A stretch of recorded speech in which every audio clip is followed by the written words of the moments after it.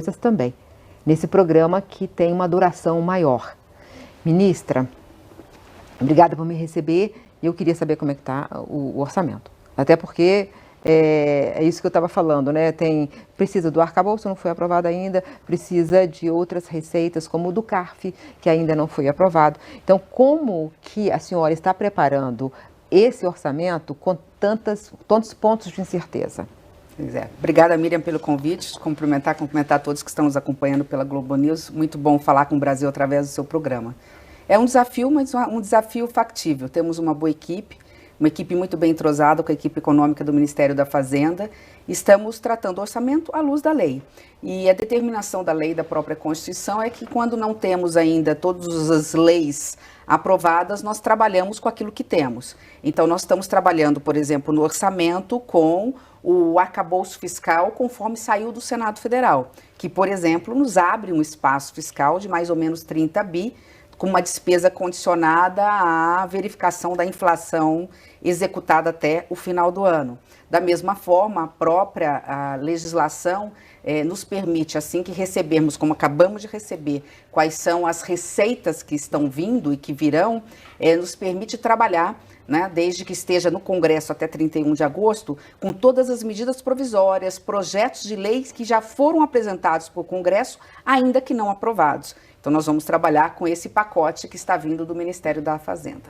Tá, mas começando do primeiro ponto, esses 30 bi a mais é se a versão do Senado for aprovada, mas se voltar a versão da Câmara, na Câmara mudar para retornar a versão de como corrigir as despesas, esses 30 bi desaparecem. E aí o que se faz do ponto de vista técnico orçamentário?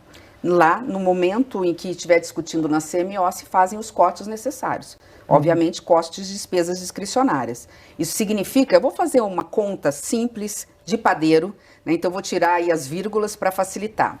A PEC da transição nos abriu, você lembra e noticiou várias vezes isso, um espaço fiscal, porque o teto de gasto vigora até o final do ano, figuraria até o final do ano, um teto fiscal foi furado em 155 bi. Então, esse era o espaço que os ministérios têm no ano de 2023. Esse teto, com essa despesa extra, virou piso pelo arcabouço. Nesse piso se soma a inflação, agora na expectativa, né, da inflação até o final do ano, se for aprovada pelo Congresso, mais 70% do aumento da receita que já foi estimada pela Fazenda e nós já pontuamos ali. Então, colocando esses números, nós estamos abrindo um espaço fiscal de mais ou menos 128 bilhões de reais. Este valor, que era piso então, se soma aos 128, isso contando exatamente essas mudanças que foram realizadas até agora. Se porventura no Congresso Nacional o arcabouço na Câmara for modificado, automaticamente se faz esses ajustes. Mas o importante, e nós vamos mostrar, e eu estou muito confiante que a Câmara vai entender a importância, é que não sobrou muito para as despesas discricionárias, não só para as políticas públicas de um modo geral, mas para aquilo que precisamos fazer pelo país. Inclusive, se não for aprovado dessa forma, poderemos estar arranhando uma parte das emendas parlamentares. Então, isso tudo vai ser colocado. Por que o espaço fiscal está apertado, Miriam? Vamos lembrar que o teto de gastos, no momento em que ele vigorou e vigora, ele deu uma folga fiscal para o governo, porque não precisamos cumprir o limite constitucional da saúde. Agora, o limite constitucional da saúde entra. Então, esses 15% de percentual da receita corrente líquida que nós vamos ter que gastar com a saúde, isso absorve, né? Ele come um pedacinho significativo desse espaço fiscal. Mais ou menos na ordem de 40 bi. Então, dos 128, o cobertor foi encolhendo. Tira para a saúde, sobra 80. Conta de padeiro, por favor, aqui. Não estou arredondando. Aí você entra com o percentual mínimo da educação. O valor ainda é menor porque a gente já estava investindo significativamente na educação. Tira as decisões políticas do presidente Lula. Nós chegamos para o presidente e dizemos o seguinte: o espaço fiscal é esse, o raio-x que está aqui, e a divisão desse bolo é mais ou menos essa. Quais são as prioridades do seu governo, do nosso governo, presidente? Ele não abriu mão, por exemplo, de forma acertada, da valorização do salário mínimo, ou seja, aumentar o salário mínimo acima da inflação. Então, nós projetamos isso. Isso impacta lá na Previdência. Então, o caixa da Previdência, o orçamento da Previdência engorda tira esse espaço para os outros ministérios. O segundo pedido dele foi: eu quero investimento público no Brasil.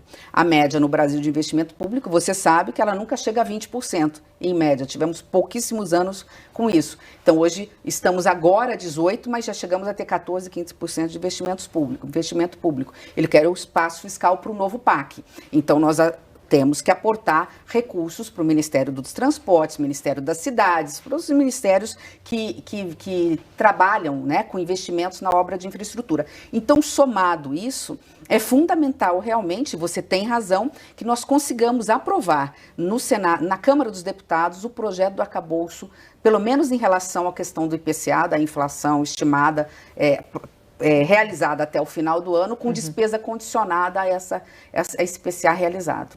Mas vai ter muito ministério chorando, querendo mais dinheiro? Vai, Miriam, eu acredito que sim, porque assim, se criou uma expectativa de que o teto de gastos é que impedia meu ministério de ter mais recursos para poder realizar políticas públicas. Mas acho que a grande missão nossa é lembrar o seguinte: se compararmos 2022 com 2023, né, vocês já receberam um orçamento com 155 bi a mais para as despesas consideradas a maioria permanentes. Tudo bem que desse valor, 60% era programas, aliás, mais de 60%, acho que 3/4 eram para programas sociais, né? Mas esses serão mantidos. O mais importante é o seguinte: a maioria absoluta dos ministérios terão suas despesas, sejam discricionárias, sejam obrigatórias, mantidas, né? Especialmente aqui falando das discricionárias mantidas, e onde nós precisamos fazer pequenos ajustes foram mais nos ministérios meios. Por exemplo, o meu ministério, o Ministério da Fazenda, proporcionalmente nas despesas discricionárias, são os que mais foram cortados. Eu cortei na própria carne, nós cortamos na própria carne. Mais de 30% das despesas discricionárias do nosso ministério nós cortamos. Ministério da Fazenda e Ministério do Planejamento, justamente para ter a folga e o espaço fiscal para que nenhuma política pública tenha descontinuidade, né? Isso não vai acontecer, até porque o Brasil saiu com déficit social muito grande da pandemia, do desgoverno, da falta de uma política de planejamento, né? Eu não me canso de falar, Miriam, se me permitir, no seu programa, porque eu acho que o grande legado do nosso ministério, eu brinco, falo que o meu ministério é o único que não tem que prestar contas em 6 meses. O nosso ministério é o seguinte, eu brinco que o semestre nosso só acaba 31 de agosto. E aí eu vou prestar contas, inclusive, para o presidente. Quando apresenta o orçamento ao Congresso, né? E nesse caso é atípico, porque nós temos a cada 4 anos o PPA, o Planejamento de Médio Prazo, que tem que entregar até 31 de agosto. A LDO, que não foi aprovada ainda, combinado conosco, até não deixou de ser um pedido nosso nesse sentido. Então, a LDO, o arcabouço e a LOA, a Lei Orçamentária. Então, vamos dizer assim, os grandes projetos que envolvem a nossa pasta, eles não foram entregues, especialmente no caso do planejamento, não do orçamento, o PPA. Então, diante deste cenário, acho que o nosso grande desafio daqui para frente, quando você me provoca em relação, vai ter dinheiro, quer dizer, vai ter política pública. O grande desafio é sobreviver a agosto, é isso? É fechar o ciclo de agosto e começar um novo ciclo fundamental que nós estamos há pelo menos 3 décadas atrasados, Miriam. Acho que o grande legado do nosso ministério é fazer o Brasil pensar e planejar o futuro. Que Brasil nós queremos para 4 anos é muito pouco. Isso nós fazemos à luz da Constituição, que nos obriga a fazer isso a cada 4 anos. Nós temos que falar em gerações. Nós temos que dizer o seguinte, que Brasil nós queremos para os próximos 20 anos. E aí entra uma agenda que vai começar a partir de setembro no nosso ministério, que é a Agenda 2440 ou 2540, dependendo do prazo que nós vamos ter para preparar. Isso envolve, obviamente, uma avaliação de políticas públicas, envolve termos coragem de apontar dedos. Quando eu falei da saúde, investimentos a mais na saúde e educação, nós não podemos esquecer, nós estamos envelhecendo mal. O Brasil está ficando um país não mais jovem como era no passado e não fez o dever de casa quando deveria. Nos investimentos na educação, na produtividade, nós não crescemos, não temos crescimento com produtividade. Nós não qualificamos os nossos trabalhadores para terem não só a formalidade da carteira de trabalho, mas também ter melhores salários, porque estão qualificados, preparados para isso. Então, diante de todo esse cenário, há um desafio muito grande. A janela está se fechando, ela ainda existe, mas ela é para os próximos 4 ou 5 anos, ou nós realmente mudamos a cultura do Brasil de planejar o seu futuro, né, e ter políticas públicas eficientes, e ter coragem de dizer, não há política social sem responsabilidade fiscal. E quando nós falamos de responsabilidade fiscal, num Brasil tão pobre e desigual quanto o nosso, nós não temos que falar necessariamente de corte de gastos. Nós temos que falar de qualidade desse gasto, de eficiência, de chegar lá na ponta, de ter resultado. Ninguém vai se importar se nós aumentarmos 5 ou 10 bi o investimento na educação, desde que ele chegue lá desde a primeira infância até o ensino médio e qualifique esse jovem para o mercado de trabalho. Então, é um desafio a ser feito a partir do segundo semestre. Eu gosto muito dessa agenda de discutir o futuro, mas você tem duas janelas aqui, né? Tem a janela de discutir o futuro, o médio prazo e tal, mas tem a janela do orçamento que é imediato. Então, eu vou fazer uma outra pergunta dessa segunda janela do imediato, que é o seguinte: os fundos exclusivos, aqueles fundos que pertencem a pessoas muito ricas ou a famílias muito ricas, eu sei que a senhora sabe, é só para que quem não está ligando uma coisa à outra eu poder explicar. E que tem uma tributação muito mais favorável do que quem na classe média investe em fundos. O governo está pensando em taxar. O presidente da Câmara disse que é melhor agora não, porque pode criar uma outra zona de conflito. O ex-presidente Michel Temer tentou e não conseguiu. Mas, pelo que eu vi, que a senhora me disse aqui, está contando também com esse, quer dizer, o projeto tem que estar apresentado até 31 de agosto, pelo que a senhora disse. Então, ou seja, virá esse projeto sob taxação de fundos exclusivos agora, é isso? Bom, vamos ao leque de opções, né?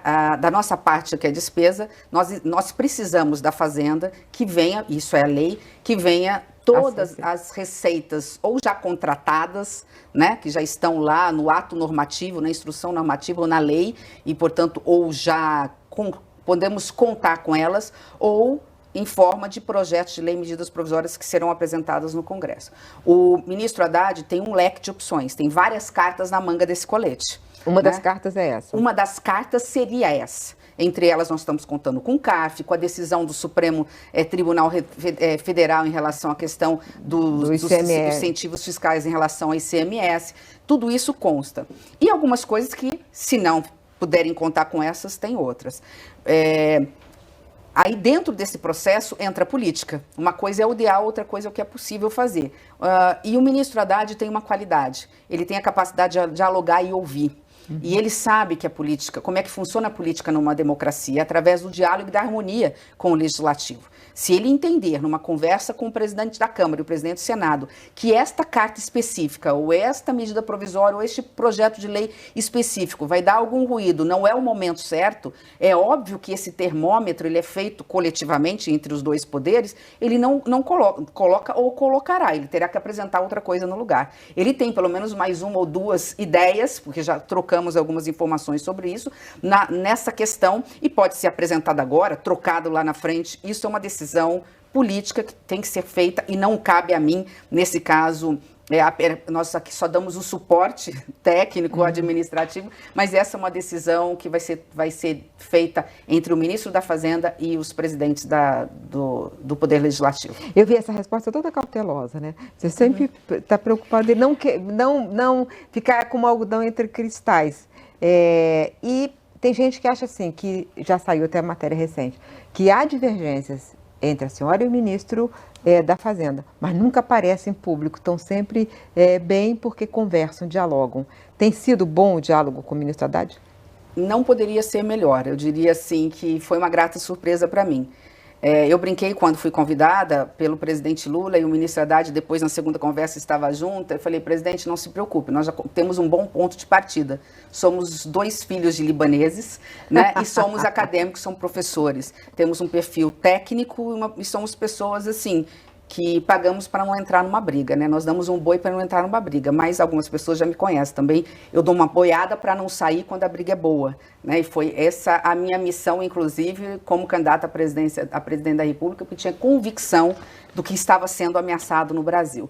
Então, diante desse processo, todas as possíveis divergências, e elas acontecem internamente, todo mundo sabe da minha linha econômica, eu não sou economista, mas sou mais liberal na economia, eu tenho para mim a convicção de que não existe responsabilidade, compromisso social sem responsabilidade fiscal, sou um pouco mais fiscalista nesse aspecto, mas a minha surpresa embora entendia que tanto o diagnóstico do Brasil que temos e do Brasil que queremos, nós temos sinergia, eu e o ministro Haddad, eu tinha dúvida se o caminho a ser seguido, a visão de que caminho seguir seria a mesma. E o ministro Haddad tem tanta preocupação com a responsabilidade fiscal quanto eu. Nesse momento, até nem sei se não tem mais, porque ele se impôs, e eu fiz uma brincadeira com ele, e agora ele devolve a brincadeira para mim, ele se impôs uma meta fiscal audaciosa, né? Onde foi discutido, vamos colocar menos 0,25 ou vamos zerar mesmo o déficit? E nós partimos de uma série de discussões onde chegamos em conjunto a possibilidade, realmente é factível, é desafiadora, mas é factível, não é só que nós podemos zerar o déficit, nós temos que zerar o déficit, foi o compromisso que nós fizemos quando entregamos a LDO. Então é isso, mas você me provoca numa questão, Miriam, mas eu tenho outra provocação para fazer. Que me permite só assim, nessa questão assim, acho que uma das principais coisas que o Brasil está precisando é de paz institucional. E isso interfere nos números macroeconômicos. Eu acredito que grande parte desses números tem acontecido não só pelas medidas que foram colocadas no início do governo pelo ministro Haddad, mas porque estão vendo essa sinergia, essa harmonia, esse encontro que está acontecendo, não estou falando só entre o Ministério da Fazenda e do Planejamento, Ministério da Fazenda, do Planejamento, da gestão e no MIDIC do vice-presidente da República. Tá certo. Agora, Márcio Pokmann no IBGE não é um risco? Um risco porque o Márcio Pokmann, no IPEA, fez uma política muito intervencionista, assim, inclusive na opinião dos técnicos. O IBGE, ele produz números. E se ele não tiver credibilidade, afeta a economia como um todo. Ele está sendo apresentado como uma pessoa para o IBGE. A senhora vai aceitar? Miriam, primeiro, não conversei com o presidente da República sobre esse assunto. Eu tive como presidente essa semana e terei ainda um dever a cumprir, porque ele me deu uma missão, ele quer saber de algumas informações, provavelmente até o final da semana que vem. Nós não estamos tratando de IBGE, até porque seria um desrespeito com um presidente que está hoje lá e que tem um ciclo que não se encerrou.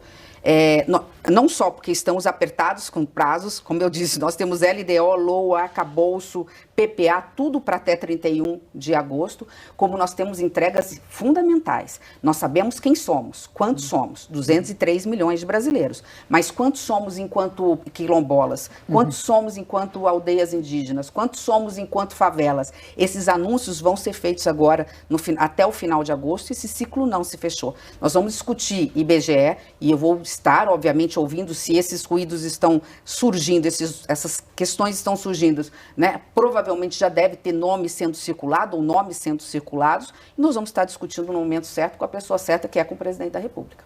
E qual a sua avaliação sobre esse economista? Eu não conheço, Miriam, então eu não posso dizer. No momento em que ele estava no governo, eu estava no meu estado, né? Eu sou uma política regional que só estou há 8 anos em Brasília. Então, como não sou economista e não o conheço, eu não posso fazer nenhuma consideração.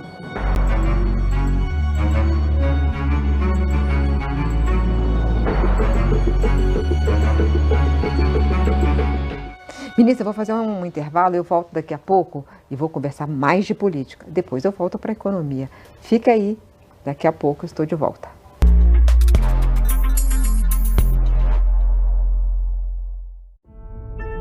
Vários garotos foram mortos na cidade de Altamira, interior do Pará. O taxista vê uma jovem se atirar da varanda da suíte do motel. Desaparecimento do escoteiro Marco Aurélio. Uma mulher extremamente sedutora.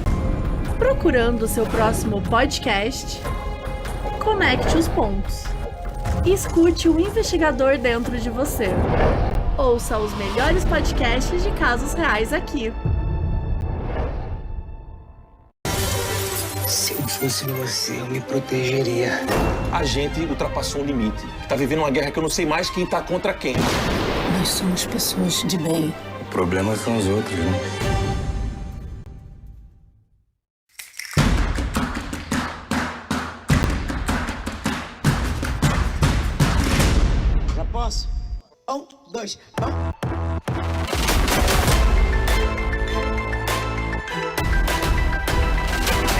Muito sofrimento, muito sofrimento. Eu não vivi isso em lugar nenhum.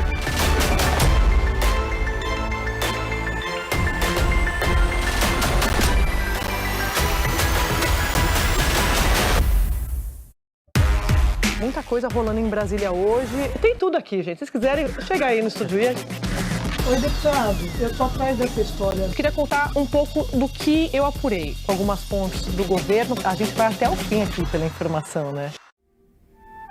Quem diria? Um filme da minha vida. Alfredo da Rocha Viana Filho. Esse é o meu nome de batismo. É aí que eu entendi meu tamanho, minha cor, a minha flauta.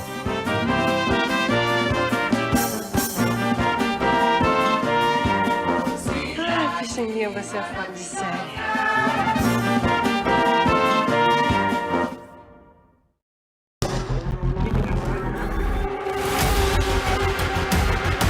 Globo News Internacional. Todo domingo, às 7h30 da noite. CONAR 2023. É hora de repensar o hoje em uma realidade plural. 3 dias de imersão. De 8 a 10 de agosto no Expo São Paulo. Inscrições abertas. Últimas vagas. Aproveite.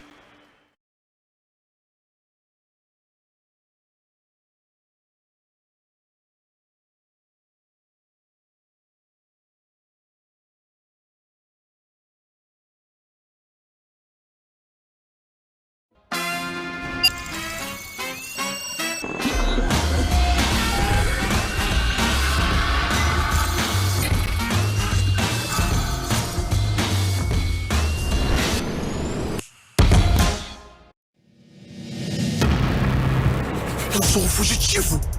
Não encosta em mim! Não encosta! Não dá pra lutar contra o destino. Agora eu sou o dono de todas essas terras que meu pai deixou.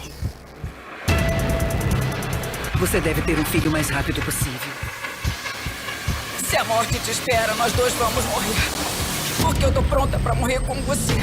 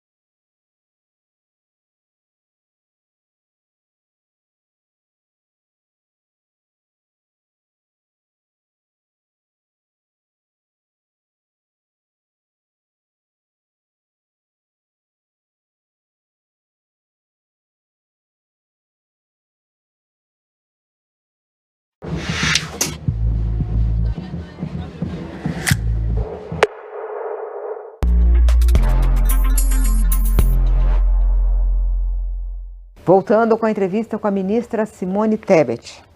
Ministra, como é que a senhora avalia esse movimento de aproximação do Centrão, com o Centrão, botar o Centrão dentro do governo? O presidente disse que não existe Centrão, mas então vamos dar o nome. O Partido Progressistas, o PP, e o Partido Republicanos estão sendo convidados a fazer parte do governo. Tem gente dentro do mesmo partido que pensa diferente. Quer dizer, o presidente do PSB acha uma coisa e o ministro Flávio Dino, que é do PSB, acha outra. Qual a sua avaliação sobre esse movimento Bom, primeiro, eu faço parte da equipe econômica, então eu não sou chamada para discutir, nem poderia, nem deveria, nem devo discutir apoios políticos. Existe um núcleo político que é Casa Civil, enfim, Secretaria-Geral da Presidência e das relações institucionais. Mas eu sou um ser político, né? Então não tenho como não, e conheço como é que funciona, não desde agora, desde sempre, desde muito tempo, como é que funciona o presidencialismo de coalizão no Brasil. Temos que ter a realidade dos fatos. Não foi uma eleição fácil, foi uma eleição de milésimos. Quando a gente fala de menos de 2%, se você tirar um para lá e para cá, dá menos de 1%. Isso significa, isso reflete na hora de compor-se as cadeiras no parlamento. Então, a tendência numa eleição é sempre a mesma. Nós não temos maioria dentro do Congresso Nacional e precisamos dessa maioria para os projetos estruturantes para o Brasil. O que eu espero é uma composição republicana como tem que ser e vai ser, né, onde se discute projetos de país, sabendo que, obviamente, quando se trata de questões pontuais, seja na pauta de costumes, seja em questões específicas, onde aquele parlamentar que pertence a um partido, ele tem posições ou ideológicas ou projeto, visão de país, ou ele vem, inclusive, representando certos setores que serão ou seriam contrariados por uma política pública apresentada, por uma medida provisória apresentada, por um projeto de lei apresentado no Congresso, ele vai ter, como sempre teve, a liberdade de se posicionar diferente. Da nossa parte, o que nós queremos, a equipe econômica, é apenas o comprometimento desses partidos com as reformas e os projetos estruturantes. Nós falamos muito sobre o que precisávamos fazer no que se refere a controle de gastos, que é o arcabouço fiscal, orçamento até agora, na nossa conversa, Miriam, mas temos que falar agora do que estamos fazendo para fora. O Brasil precisa crescer de forma sustentável e duradoura. Isso nunca aconteceu.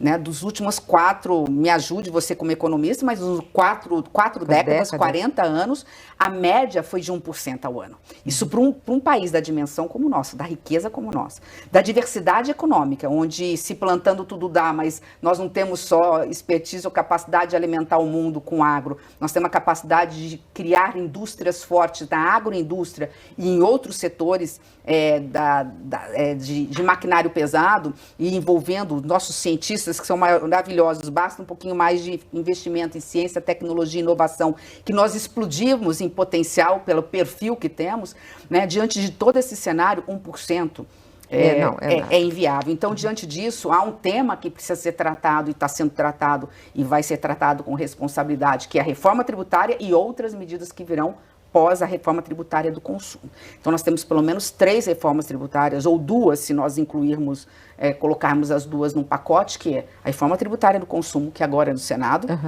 né? E depois a reforma da renda, que você começou a tangenciar e entra naquela discussão. A ideia do ministro Haddad termina na Câmara a tributária do consumo, vamos colocar a da renda. Só que ele mesmo percebeu como é que funciona a política. O Senado precisa respirar, o Senado precisa de um protagonismo, o Senado precisa se debruçar sobre questões sensíveis da tributária que na Câmara conseguiu se passar, como por exemplo algumas exceções, até para que tenhamos realmente uma alíquota abaixo de 25%, que é o compromisso da equipe econômica do presidente Lula. A alíquota da reforma do consumo, desse novo IVA, né, federal, ela será bem menor do que está sendo projetado, mas especialmente bem menor do que representa hoje a carga tributária do setor produtivo no Brasil.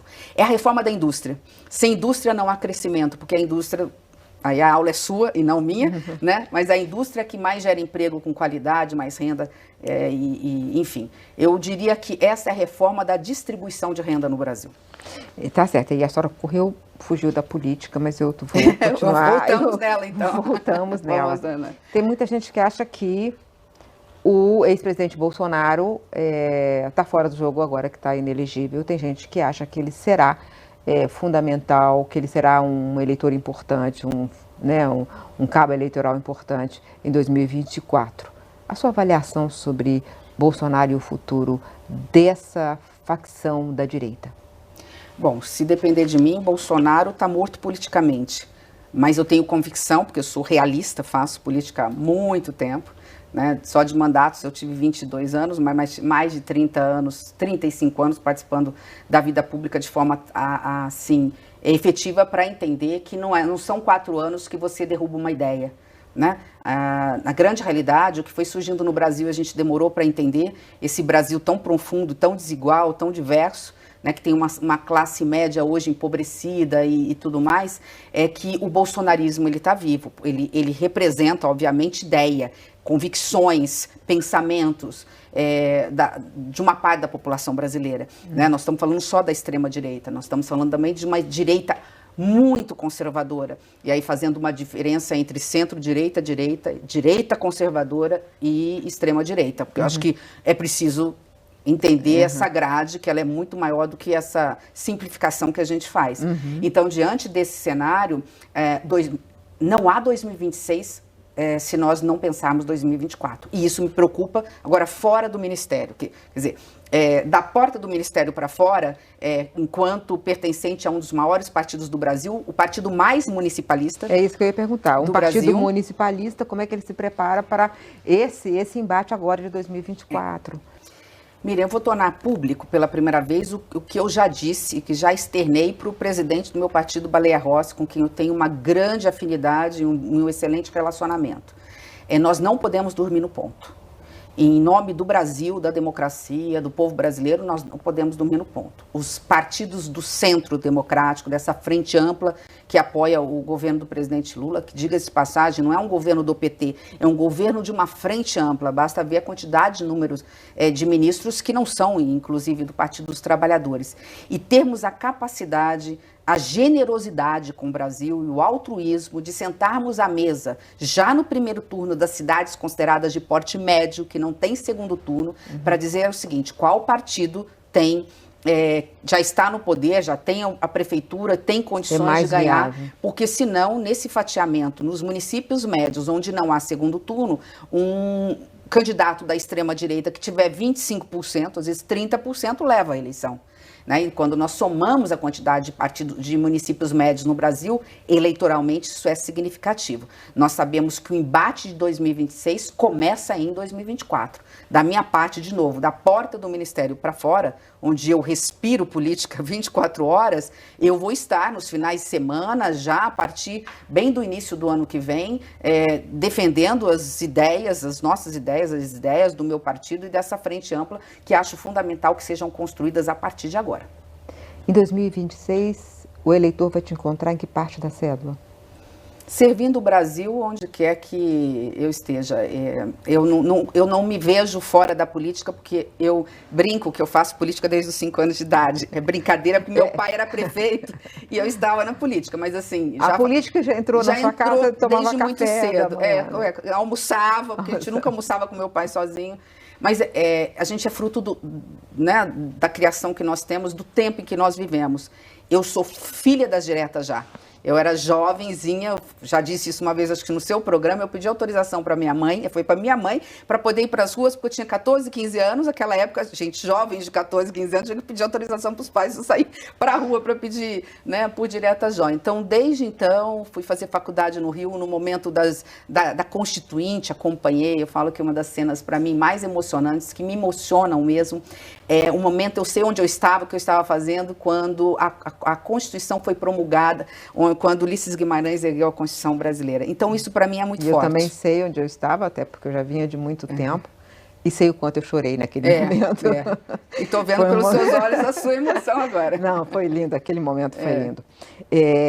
E eu queria perguntar mais uma coisa de política. A senhora criticou o fato de que os ministérios em cogitação eram todos ocupados por mulheres. Eu também, como jornalista, critiquei isso. Falei, que isso? Só olham para as mulheres. Esse perigo passou ou não? Passou, assim, eu não sei se... Quer dizer, que se tirar as mulheres para botar homens e homens brancos. Eu não sei se ele chegou a existir à medida em que nós temos um presidente hoje que tem nesse radar, nessa transversalidade, a preocupação com a política de gênero como um todo.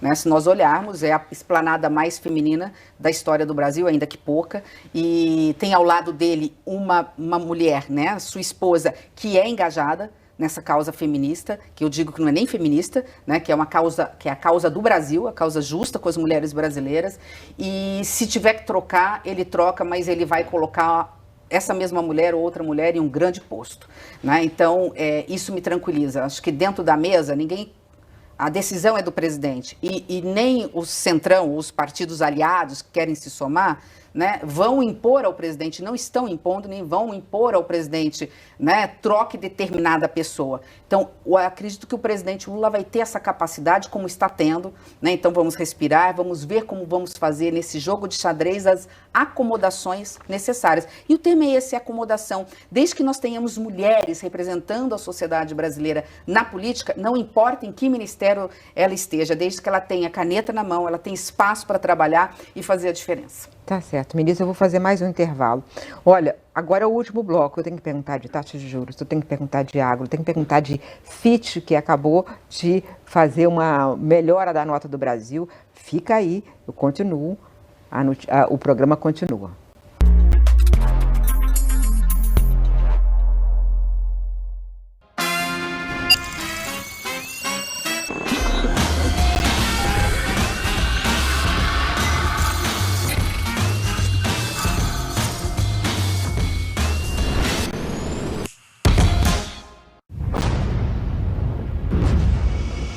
Por que choveria tantas vezes se não fosse para você encontrar novos jeitos de se divertir?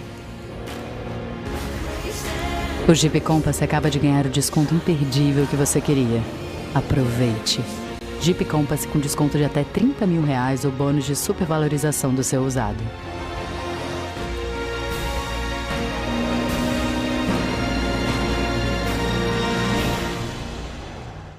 Tem gente que diz que ama o Brasil, mas vive falando mal do cinema brasileiro, né? Vidas secas. Como assim? A pessoa não valoriza os nossos clássicos. Eles não usam black tie.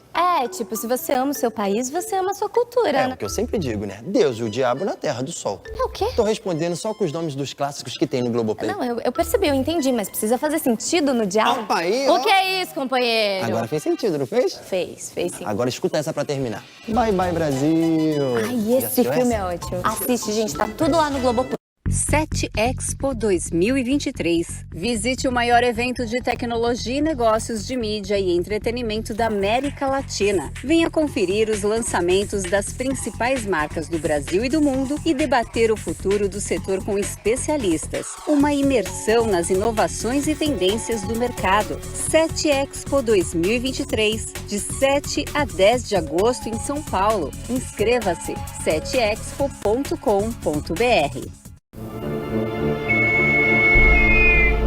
Eles tinham uma missão: subir o Pico dos Marins, um dos mais altos do estado de São Paulo.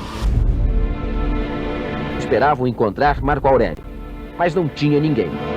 Acredita que tenha havido um crime? Um crime. Quando eu não tiver uma prova em contrário, eu vou procurar ele vivo. Pico dos Marins, o caso do escoteiro Marco Aurélio. Ouça no Globoplay e em outras plataformas de áudio. Qual o desafio da gestão no mundo cada vez mais diverso e inclusivo?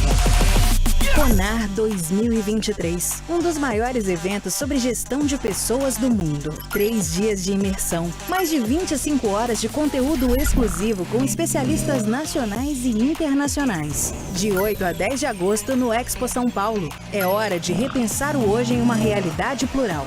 Inscrições abertas, últimas vagas. Aproveite!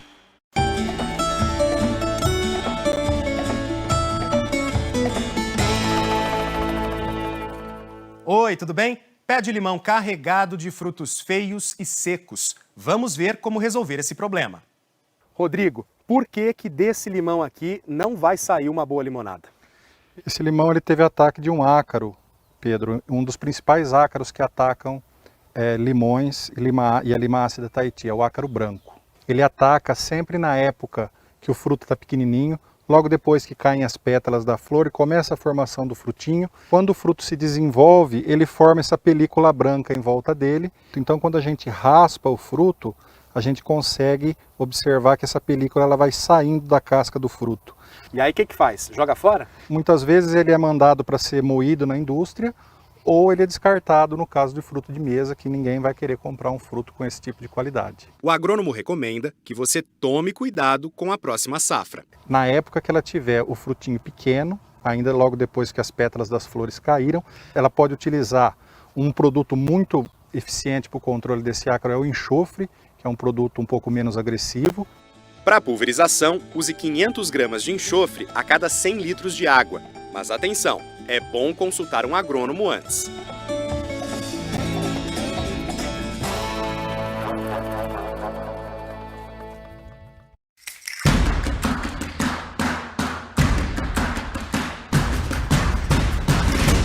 Já posso? 1, 2, 1.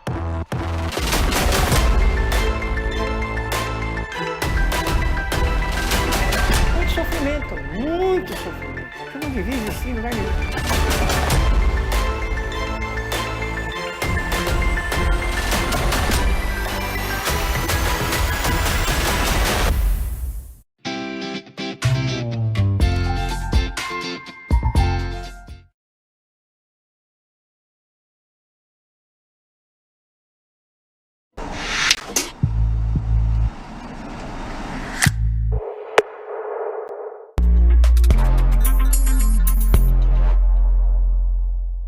Estou voltando agora com a entrevista com a ministra Simone Tebet. Ministra, fazer logo uma provocação, taxa de juros, reunião de 1º e 2 de agosto. O que vai acontecer? Eu posso dizer o que eu espero que aconteça, né? Que o Banco Central tire essa venda dos olhos hoje. A meu ver, é isso que acontece com o Banco Central. Está havendo uma miopia, né? Uma visão obtusa do Brasil real. Todos os números, eu não vou citar aqui porque não temos tempo, mas todos os indicadores macroeconômicos, sem exceção, melhoraram e melhoraram muito. Eu fico com 3 ou 4 no máximo. O PIB na perspectiva de crescimento de menos de 1%, de 0,7%, podemos chegar a 2,5% de crescimento do PIB. Isso significa que estamos diminuindo o desemprego no Brasil. A inflação com desaceleração dos alimentos, que é mais importante, mas também dos serviços. Então, quando você olha todos os números... Os núcleos, né? Estamos aí dentro do núcleo da meta. A gente tinha uma autorização, estava, inclusive na nossa LOA, na nossa LDO, de fecharmos com déficit fiscal de 2,3%. Nós já estamos com perspectiva de fechar com 1,1%, 1,2% o déficit. Então, fazendo o dever de casa, arcabouço fiscal foi aprovado, a reforma tributária no primeiro semestre. Então, todos os dados. E agora saindo algumas, né, previsões de perspectiva de melhora para a economia vinda de fora, né, de organismos que nos olham e que pautam os investidores estrangeiros. Então, diante de tudo isso, o que falta? Né? Falta, a meu ver, um senso de realidade do Brasil real, conhecer esse Brasil e o impacto que uma taxa de inflação real de 10% causa na vida dos mais pobres. A taxa de juros, no caso. Né? De juros causa. Aí, me lembrando, comparando a um ano atrás, você tinha uma inflação de 10%, você tem uma inflação que está chegando, como você falou, no núcleo. Então, você tem uma taxa, você tem aí uma taxa de juros reais, estou falando a oficial, de 10%, mas o cidadão brasileiro que vai lá no varejo fazer um financiamento para trocar um eletrodoméstico, não sabemos qual é os juros que ele paga. É, claro. E quando a inflação cai e os juros permanecem na mesma, os juros reais estão aumentando. Então, na verdade, a gente está tendo um aumento da taxa. Mas eu queria falar... Desculpa, a diferença do veneno e do remédio, né? O mesmo veneno que mata, né? Uma picada de cobra é o mesmo antídoto que é utilizado, uma vez controlado, para salvar a vida. Então, não podemos matar o Brasil por inanição. E essa decisão da Fitch de melhorar a nota, como é que você avaliou? Nossa, é tudo que faltava, né? Nós estávamos ansiosos por essa... Eles estiveram aqui conversando conosco há menos de 60 dias, ou talvez isso, né? Estiveram com a equipe econômica como um todo. E qual a grande preocupação deles?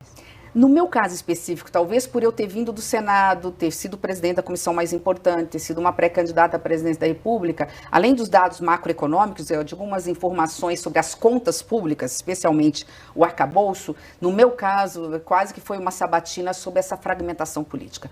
A grande preocupação é, o governo vai ter maioria no Congresso para aprovar as reformas estruturantes, aquilo que é preciso, né? E nós somos taxativos, eu fui taxativa ao dizer que entendia desse comprometimento político, independente de partidos do Congresso Nacional, que nunca viu um ambiente tão maduro para a aprovação da reforma tributária, nós que acompanhamos essa novela há 30 anos, né? Desde a Constituição de 88, depois da Constituição, ela foi projetada, inclusive, para o tal do IVA, que todo mundo fala. Eu ouvi falar do IVA em 1990, primeira vez na Faculdade de Direito. Então, desde lá, a gente vem acompanhando essa história e eu nunca vi tão maduro. E isso tudo foi colocado para eles. Eu acho que tudo isso que a equipe econômica anunciou, né, e que aconteceu, acho que foi decisiva, né, a questão também de se manter a meta. É importante dizer, né, Banco Central, já que falamos mal, mas vamos falar também bem, Banco Central na reunião, junto com o Ministério da Fazenda e com o Ministério do Planejamento, em manter a meta de inflação. Então, eu acredito que estamos aí agora só aguardando as outras também seguirem o mesmo caminho no seu momento. Ministra, eu tenho uma dúvida profunda em relação ao agro brasileiro. E a senhora veio do agro, que está claro que a mudança climática, a Europa está pegando fogo, né? A gente está vivendo uma situação dramática.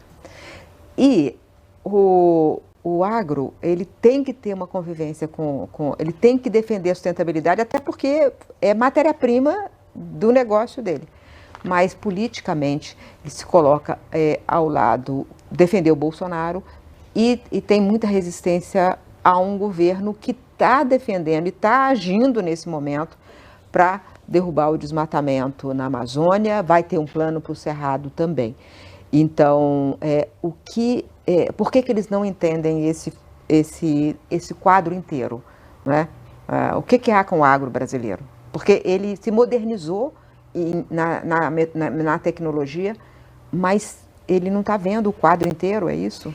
Mira, eu conheço um pouquinho bem esse assunto, então, né? Eu sou do agro, neta e filha de quem tem propriedades rurais e assim, produzimos.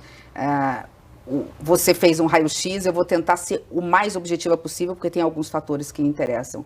Eu não vejo o agro, hoje, um agro bolsonarista. Primeiro é preciso dividir o agro, né, o verdadeiro agro daqueles invasores, grilheiros, mineradores ilegais que invadem espaços públicos da Amazônia, que aquilo é um bem público, espaço público, para cercar e depois, através da legislação, dizer isso aqui é meu e produzir, desmatar e causar todos os problemas do restante do Brasil, que é aquele que verdadeiramente produz. Esse é o verdadeiro agronegócio. E é um agronegócio responsável e sustentável, por bem ou por mal, ou seja, ou porque tem essa visão, ou porque senão dói no bolso.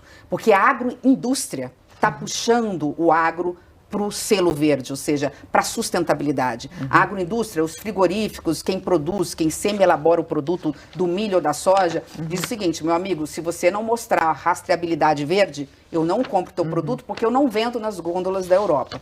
Então, este é um ponto. Por bem ou por mal, o agro ele é sustentável hoje no Brasil. O grande problema está no conflito fundiário, porque durante um tempo, né, houve conflitos fundiários em que se discutiu a titularidade de terras, seja em relação à reforma agrária, seja, e muitas vezes ocupações ou invasões, porque há diferença. Quando você ocupa espaços públicos como Embrapa, isso é invasão, né? Quando você está ocupando uma área improdutiva, aí é uma ocupação, porque é assim que determina a Constituição. Então, diante desse cenário, aliado às questões de demarcações de áreas indígenas, isso cria uma insegurança para o produtor, porque não estamos falando do grande. O grande, ele se defende. O grande, ele tem tanto, vai pegar 100 aqui, 200 hectares ali, ele tem milhares de hectares. Estou falando do médio, né, e do pequeno.